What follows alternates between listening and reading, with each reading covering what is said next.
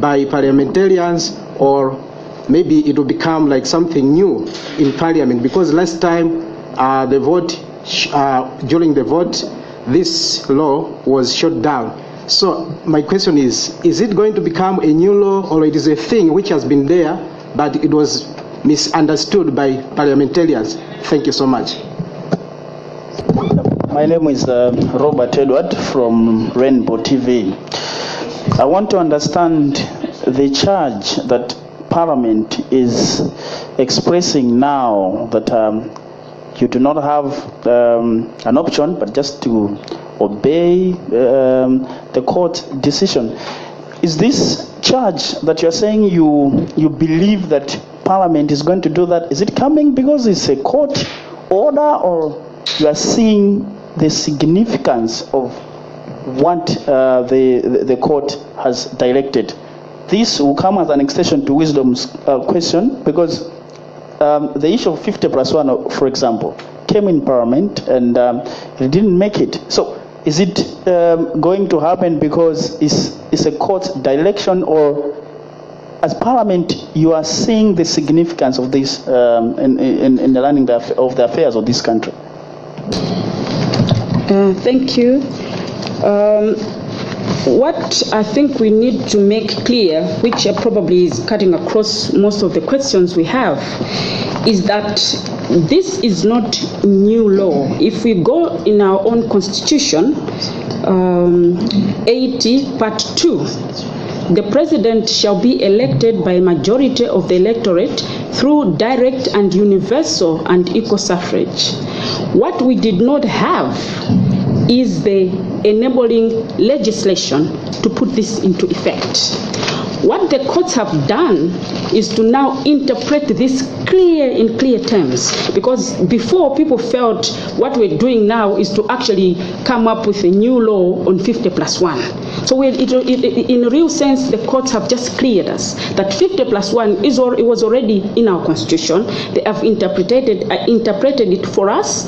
What Parliament is being asked to do is to bring the enabling legislation. For example, when no president gets 50% of the vote plus one, who should go for the runoff? Are you going to have 3, 2, 4 people, 5 people? How many days after the elections should we go for the runoff? So these were the part of the enabling legislation which were not in the Presidential and Parliamentary Act. And that made it difficult for this to be effected. But what now the courts have done is to make it clear that there's no 50+1 is already in our constitution. As you know, when the constitution is done, we need to add in enabling legislation, which in this case we did not have. So this time we are not going to be discussing about 50+1 as a law.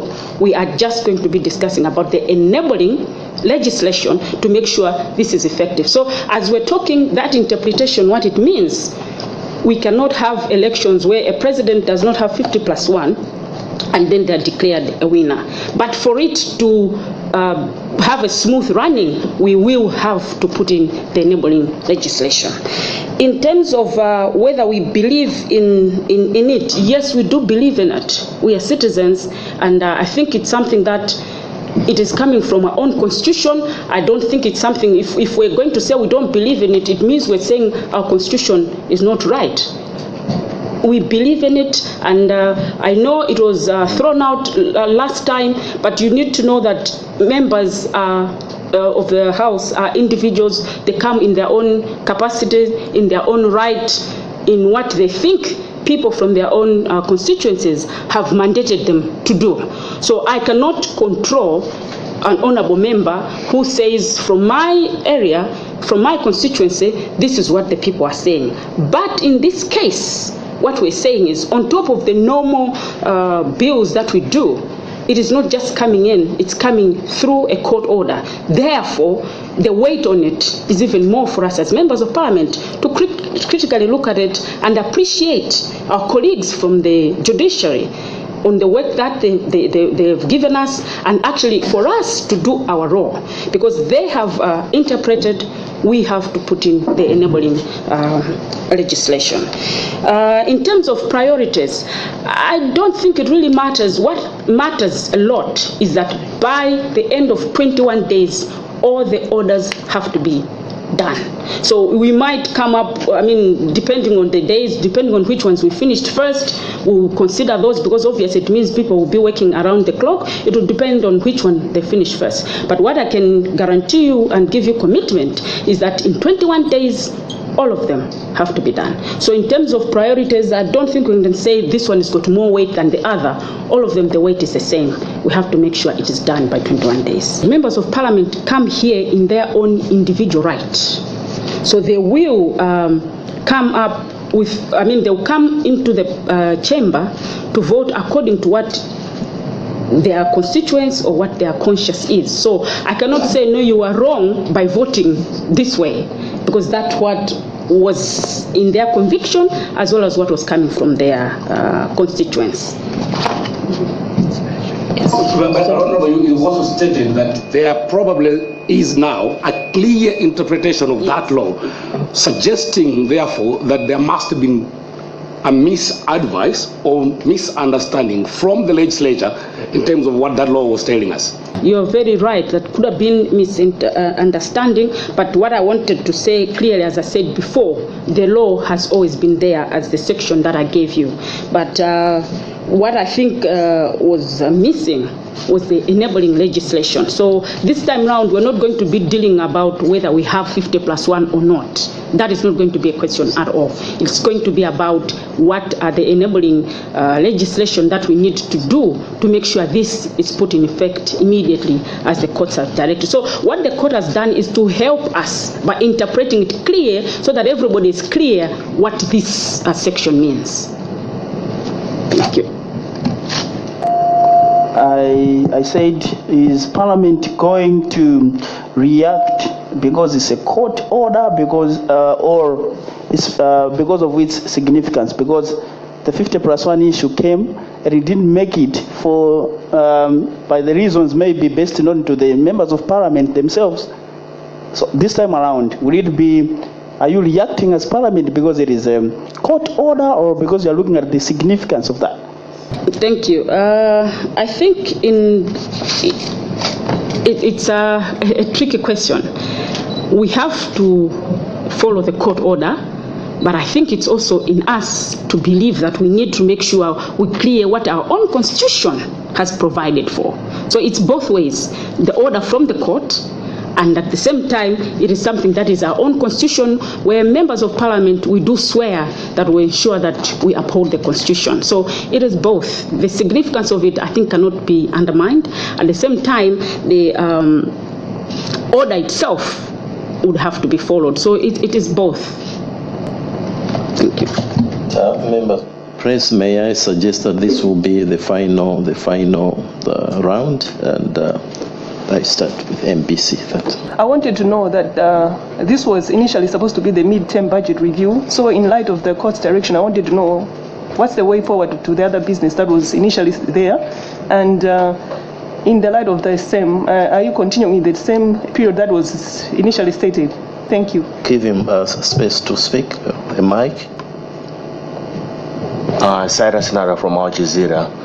My question is, considering that President Mutharika said he's going to appeal, how will this affect your processes as Parliament, and whether this will look at the issues of separation of powers, the judiciary, the legislation, and the executive? Thank you. Next. My name is Vincent Masea from Radio Arinafe. According to the recent proceedings and orders given by the Parliament, we are seeing two cases where the President is appealing. At the same time, there is a period of procedures that you have already said, as stated in your press briefing. I wanted to find out that what measures are you going to take so that the appealing itself should not affect the proceedings that you have mentioned, And as Parliament, what measures are you going to take so that, as you said, that the 50+1 was already there, but there seemed to be some sort of misinterpretation? What measures are you going to take so that at least the citizens of Malawi should know that the law is effective, and at the same time that there should be that understanding in the country? Thank you. My name is Winston Kemira from Zodiac. The court also ordered the Parliament to scrutinize the issue of the tenure of office for the MPs as well as the President. There was a suggestion that the term be extended to 6 years, maybe to ensure they match with the current situation. What will happen on this one, or what is Parliament doing on this one? Thank you. In terms of time, we had a business committee meeting, because business committee is the one that determines the agenda for Parliament. So yesterday we had a meeting. We have agreed in terms of what we will have on our agenda. We have given space for these legislation to be debated in the House the second week. We will still have the budget review meeting. This is just one of the issues that is going to be tackled. So our business, as we had before, will still be covered, whilst we also give space for these new court orders to be done. So we have already given time allocation for this. So in terms of time, there's no problem. In terms of us doing the budget review, we'll still do it during the same sitting of Parliament. In terms of the appeal, you do know that according to the Constitution, it's everybody's right to appeal or to actually seek justice. For example, in this case, the petitioners did ask for justice from the High Court, and if the respondents feel that justice has not been done, they have got the right to go and appeal at the Supreme Court. But in our case, as we stand, the High Court judgment still stands, because we have not received any different direction from the courts. So as far as we are concerned, we'll go by the directions that we have, unless if the Supreme Court comes up with something different, or if indeed there's a stay order on the matter, then we'd have to change direction depending on the new direction. So we will be doing what the courts have said now. If there's anything different, if there's any new developments from the courts, we will go by what the court says. So we are actually following what the court has said. So the right of appeal, everybody does have. We cannot stop anybody from doing that. So that will be going on. If the courts at any point say, can you stop this, we'll have to stop. So we are following what the courts are saying, and we will follow what further directions that can come from the courts. In terms of the separation of our powers, what we need to know is that Parliament does not work in isolation. We're three arms of government: legislation, executive, and judiciary. In this case, judiciary has done its part. They've thrown the ball into our court for us to continue what is there. In this case, the judiciary, all they've done is to do the interpretation and give directions. It is for us now to make sure it becomes law. So we are not conflicting. They're not stepping on our toes, because they have done what they could do in their own jurisdiction. They're leaving the rest to us to do as the Constitution says, because the Constitution has given us different roles: the judiciary, the executive, and legislation. So we are coming in to fit where our colleagues have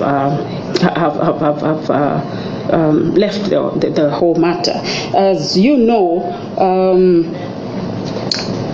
as a Parliament, we are supposed to, our duty under the Constitution is to interpret the law as it deems, for the courts, their duty is to interpret the law as it deems fit. And in the case at hand, the court has ably executed its constitutional mandate. As Parliament, it is therefore our duty to ensure that where we have been tasked by the courts to carry out our constitutional mandate, we will exercise such powers as provided by law within the ambient of the law. So we're just doing what the Constitution has said legislation should do. There was another question on the citizens, because the citizens obviously do need to know that the law was already there. All we're doing is putting enabling environment. In terms of making the citizens aware, I think this rests on all of us. In actual fact, us as the media houses, we have got a big role to play in this, because we are the people who have the authority and the power in terms of disseminating information. So as Parliament, what we'll do is to give you as much information as possible, hoping that you can, in your own jurisdictions, also push this out to the citizens. I know everybody says the media is the fourth arm of government. So I think at this particular moment in time, that's where everybody should appreciate that indeed the media is the fourth arm of government, because once we've done all this, we still rely on the media to disseminate the information to the citizens. And the citizens, I'm sure, are eagerly waiting to hear from the different media houses on these different matters and different legislation. So what we'll do is, during this period, we'll keep you updated so that you also help us in ensuring that this information goes to the citizens themselves. The issue of tenure of office, if you remember in my presentation, I did say that there's a significance of the certainty which brought by the fixing of the date of the general election under Section 67, Part 1 of the Constitution is preserved. So, tenure of office, to begin with, we're supposed to change the president because they have to have their 5 years. The change for the members of Parliament will be as a byproduct of this. Once this is done, therefore, the members of Parliament's tenure would have now to go together, because we've always had tripartite elections. We cannot have one election in this year, one the other. There are so many factors why those that considered that, I'm sure you must know, the issues of cost, issues of convenience and what have you. So once this one is done, then the tenure of members of Parliament comes in as a byproduct of it. Thank you very much, Right Honourable Speaker. Unless if there is any other burning question, I intend to close. Any burning question? Okay, I'm going to speak about that. You'll be allowed to speak, to interview the speaker on one-to-one after this press briefing. Right Honourable Speaker, if you have anything to close, this is your opportunity. Actually, I would like to acknowledge the presence of the EU Ambassador, Her Excellency Sandra. Sorry, I only got the note late. She's left. Oh, okay. But she was here. Anyway, ndimangonena kuti mawu omaliza mwina ndingonena pang'ono local language chichewa kuti mwina amene sitinathe kumva chizungu mwina tingathe kutolapo. Ineyo ngati speaker wa nyumba ya malamulo nayitanitsa tolankhani timbwere kuno kuti tidzakambirane, komanso ndikuwuzeni kuti ifeyo ngati nyumba ya malamulo zimene anena aku court kodi tipangapo chani. Choyamba ndimati tinene kuti ngati Parliament tikuyenera kulondola zimene aku court anena. Aku court atiuza zinthu zingapo mwachidule, nkhani yokuti president akasankhidwa m'Malawi muno akuyenera kumakhala kuti mavoti avotedwa aja 50% plus 1 ndekuti amene akuyenera kunenedwa kuti wawina. Ngati zimenezo sizinachitike, anthu aja akuyenera kupikisanaso. Tsono chinthu ichi chakhala chili mu constitution mwathu, koma mwina chinali choti sichimaoneka ngati chimafotokozeredwa momalizitsa. Nde aku court apanga clear nkhani imeneyoyo. Chimene ifeyo tipange ngati ma MP ndiyoti tipereke tsopano kuonjezera, chifukwa apapo mu constitution anangonena kuti kodi kuvotako akhale bwanji 50% plus 1, koma nanga zikachitika kodi tikavota pazitenga masiku angati tisanadza votenso. Kodi amene adzilimbana ndi anthu awiri oyambirira kapena ndi atatu kapena ndi angati? Zimenezo zimene akufuna kuti ifeyo ngati Parliament tiyike mu malamulo athu amene timati Presidential and Parliamentary Act panopa mulibe ndechifoti mulibe makhanga kuti olotitanena kuti kukhale runoff tingatokasta kuti kodi tilondola malamulo ake atiwo nde pano ntchito imene tipange ndionetsetsa kuti malamulo othandizira lamulo limene lili 80 imene mu constitution mwathu likhale loti ligwire ntchito ndi ntchito imene ife aku parliament tapatsidwa komanso kunena kuti president amene adzasankhidwe pa nthawi imene tidzavoteyo adzathe kukhala zake zoke zoyenereza 5 zimenezo zifunika kuti tisinthe mu constitution fika mu constitution mwathu ngati mukaona munali zofotokozera zina ndi kuti mawerengera kuti 5 years panopa kumene takhala ndi imene tinavotera mu Kutani ikutha zifunika kuti tisinthe zimene zija kuti zigwirizane ndi nthawi imene president winayo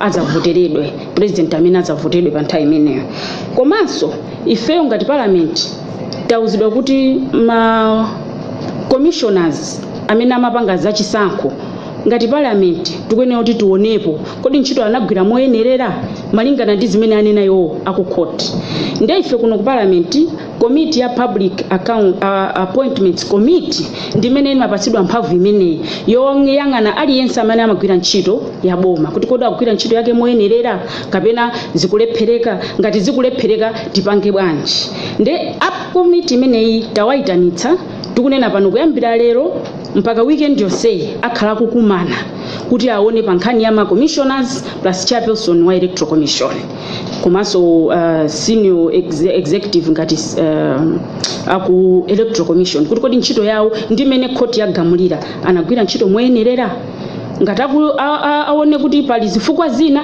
apereka recommendation imene ikaperekedwa ndeti chigamulo tsono chidzapangika kuti ndimene anagwirira ntchito ngati anagwira bwino mwina apitirize ngati sanagwire bwino ndiye kuti mwina tikuyenera kuasiyitsa so a public appointments committee ndi amene atiuze zimenezi komanso anzathu a legal affairs committee tawayitanitsa chifukwa pali zina ndi zina zimene zikukhuza malamulo zoti ayambe kuthandizira kuti akamaliza adzapereke report ku nyumba yonse fika iwo akapanga ngati ku committee adzapereka ma report ku nyumba yonse akapereka ma report nyumba izi ikuyenera kuzakambirana ndikugwirizana chimodzi pa nkhani zimene aku court atipanga order ndimangofuna kuti mu local language ndineneko ndikudzoti ndangonena patali kuma at least kuti mwina anthu angathe kumva komanso ndikuthokozeni kwambiri anzathu ama nyumba za ulutsira mawu zosiyanasiyana chifukwa chobwera ndikupempheni kuti inuyo ndi amene mungatithandizire kupita kwa anthu amalawi onse kuti akamve